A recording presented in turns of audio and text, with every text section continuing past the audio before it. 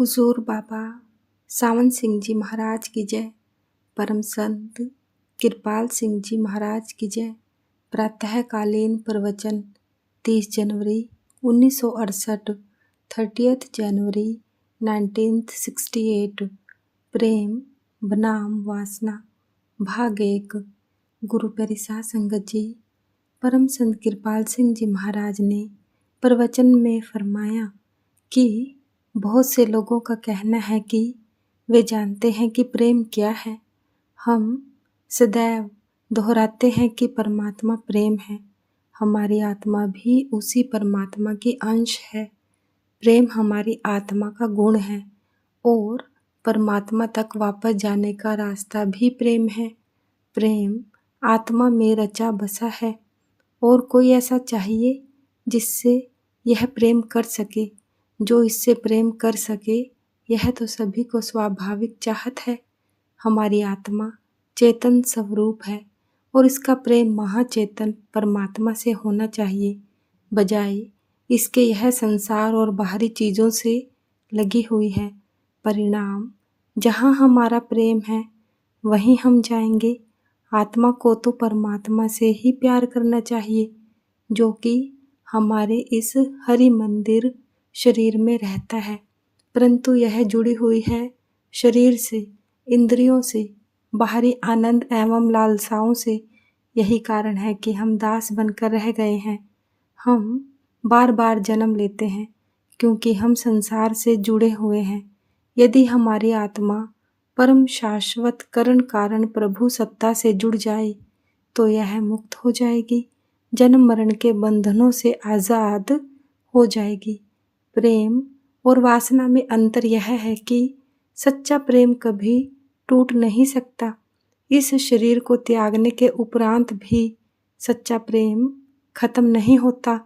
सच्चा प्रेम इस शरीर में उत्पन्न होता है परंतु आत्मा में रम जाता है, शरीर में, बाह्य वातावरण में नहीं। प्रेम और वासना में जमीन आसमान का अंतर है। प्रभु का प्रेम हमें परमानंद और मुक्ति प्रदान करता है, जबकि मोह या वासना हमें दास बनाती है, तंग नजरिए वाला बनाती है। बाहर की दुनिया में जब कोई हमारा प्यार बांटने की कोशिश करता है तो हम ईर्ष्यालु हो जाते हैं। इसके विपरीत जो प्रभु से प्यार करते हैं उनसे आप भी प्यार करेंगे, क्योंकि वे प्रभु से प्यार करते हैं। अतः प्रभु का प्यार संसार के प्यार से बढ़कर है। बाहरी चीज़ों से प्रेम हमें तंग नजरिए वाला बनाता है, सीमित दायरे में रखता है। एक प्रभु के लिए ही जीता है और दूसरा संसार के लिए। जब से हम परम पिता के घर से आए हैं, हम बाहरी चीज़ों में उलझ कर रह गए हैं, क्योंकि हमारा प्यार सांसारिक वस्तुओं, शरीर और वातावरण से है। अतः प्रेम या परमार्थ की कसौटी क्या है? प्रेम की उत्पत्ति शरीर में ही होती है, परंतु साधना द्वारा आत्मा का उत्थान और परमात्मा में विलय इसकी परिणति होती है। जबकि वासना आपको इस संसार, शरीर और बाहरी आकर्षणों से चिपकाए रखती है। सही अर्थ में मात्र अपनी इच्छाओं की पूर्ति प्यार नहीं है। ऐसा प्यार बंधनों एवं दासता की ओर ले जाता है। हम आवागमन के चक्कर में फंसे हैं और परमपिता के पास लौटने का मार्ग नहीं खोज पाए हैं। मजनू की कहानी सुनी होगी, जो एक शहजादी लैला का दीवाना था। वही उसकी सब कुछ थी।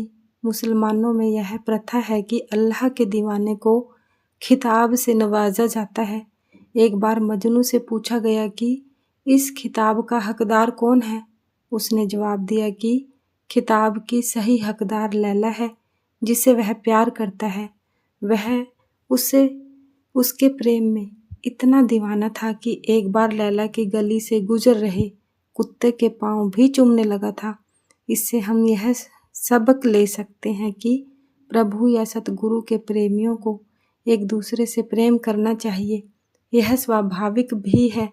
जिस प्रेम में स्वार्थ या लोभ का रंग चढ़ा हो वह हमें संकीर्ण या तंग दिल बना देता है।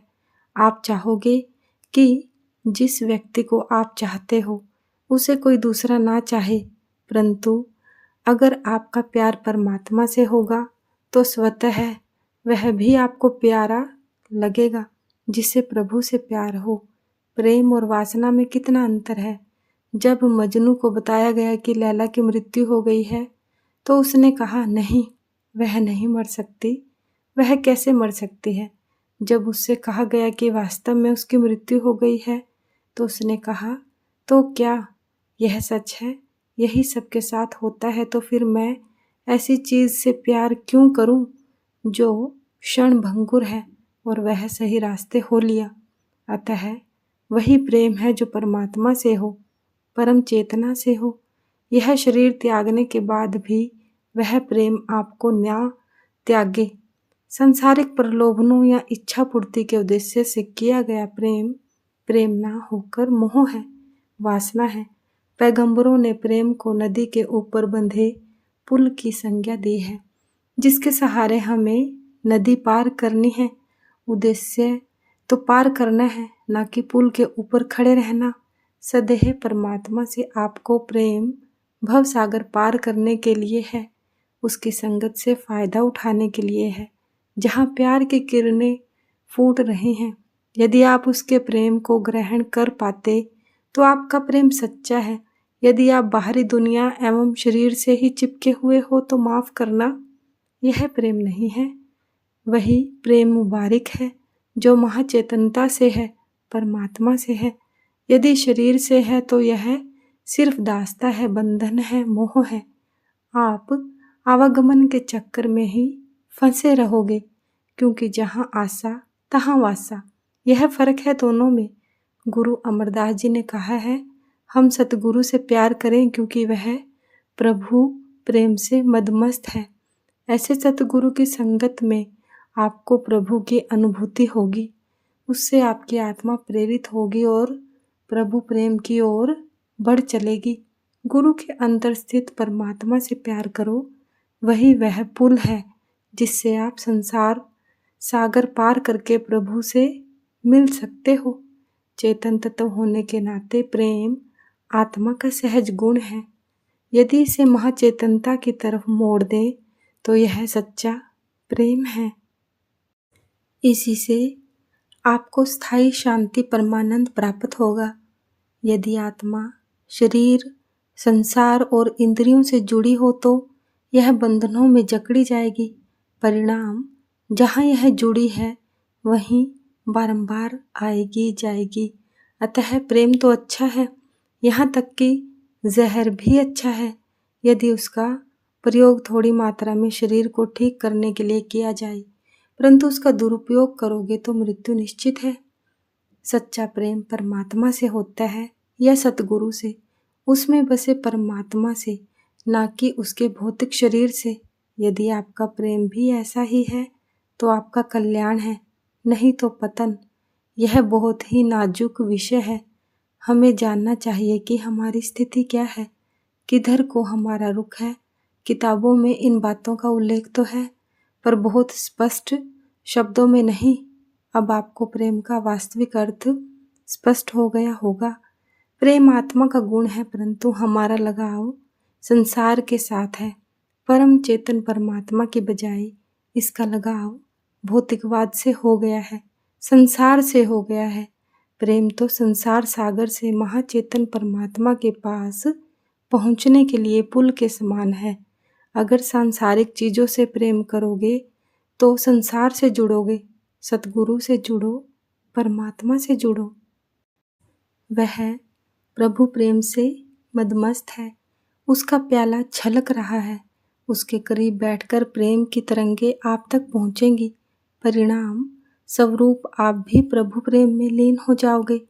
यदि आप गंधी इत्र वाले की दुकान पर जाओ और आपको वह कुछ भी ना बेचे, तब भी इत्र की खुशबू बिन मोल आप तक पहुंच जाएगी। यदि वह आपको इत्र की शीशी दे दे तो फिर सतगुरु की संगत से प्रभु के प्यार की खुशबू आप तक आती है। वह प्रभु से आपका संपर्क कराता है। आपको और क्या चाहिए? प्रभु की खातिर सतगुरु से प्रेम ही सच्चा प्रेम है। यदि शरीर की खातिर सतगुरु से प्रेम करोगे तो यह मोह ही होगा।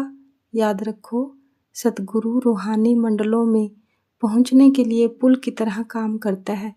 हम स्वयं निर्धारण करें कि हमने क्या तरक्की की। यदि दिन ब दिन प्रभु से प्रेम बढ़ता ही जाए तो यह सच्चा प्रेम है। आप भले ही प्रभु से प्यार करो, परंतु यदि यह प्यार सांसारिक चीज़ों से आपके प्रेम की तुलना में कम हो तो यह प्रभु प्रेम नहीं है। यह तो दास्ता है, बंधन है, मोह है। सच्चा प्रेम तो मुक्ति, परमानंद, सदा की खुशी है। किसी ऐसे की संगत करना अच्छा है जिसकी आत्मा प्रभु प्रेम से ओत पोत है, बजाय उसकी संगत के जिसका प्यार संसारी चीज़ों से है। यदि आपको ऐसी संगत नहीं मिल पाती तो फिर ऐसे की संगत करो जो प्रभु प्रेम की खोज में है, ना कि संसार की। यदि नहीं तो फिर पुस्तकों के माध्यम से महापुरुषों की वाणियों में मस्त रहो। महापुरुषों की रचनाएं पढ़ो, सुनो और उन्हीं में खोए रहो। ये तुम्हें प्रभुधाम पहुंचाने में सहायक होगी। परंतु ध्यान रहे, जैसे परमात्मा अकथनीय है, प्रेम भी अकथनीय है। जितना आप प्रेम में आगे बढ़ोगे उतना ही उसका विस्तार होगा। जैसे परमात्मा सीमाहीन है, वैसे ही हरि अनंत, हरि कथा अनंत है। एक कवि ने कहा है, प्रेम एक सागर है, अनंत महासागर जिसका और छोर नहीं। अपना जीवन उसे समर्पित करो, उसकी दया पर छोड़ दो। आपके अंतर प्रभु का शब्द या नाम की सत्ता विद्यमान है और वह ही सतगुरु की सच्ची संगत है। संत तो सदेह शब्द है, नाम की खातिर उससे प्यार करो। यदि मानव शरीर में आपका ऐसा विकास हो गया तो समझो बड़े भाग्य हैं आपके, अन्यथा आपने अपने बारंबार आवागमन का इंतजाम कर लिया है। सतगुरु महाराज की जय। सतगुरु तेरा ही आसरा। धन धन सतगुरु, धन धन सतगुरु। सच्चे पातशाह तेरा शुक्र है, शुक्र है। जय गुरुदेव।